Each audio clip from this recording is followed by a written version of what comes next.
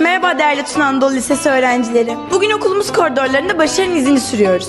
Spor kariyerleriyle bizlere ilham veren değerli hocalarımızla röportaj yapacağız. Adım Serdar Keşçi. Bu sene Tuna Lisesi'nde göreve başladım. Avrupa şampiyonluğu ve dünya dördüncülüğü gibi başarılarınız var. 10 yaşındayken Galatasaray altyapısında futbola başladım.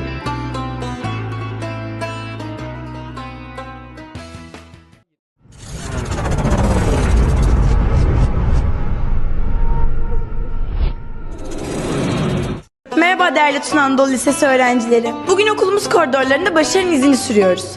Spor kariyerleriyle bizlere ilham veren değerli hocalarımızla röportaj yapacağız. Adım Serdar Keşçi. Bu sene Tuna Lisesi'nde göreve başladım. Avrupa şampiyonluğu ve dünya dördüncülüğü gibi başarılarınız var. 10 yaşındayken Galatasaray altyapısında futbola başladım.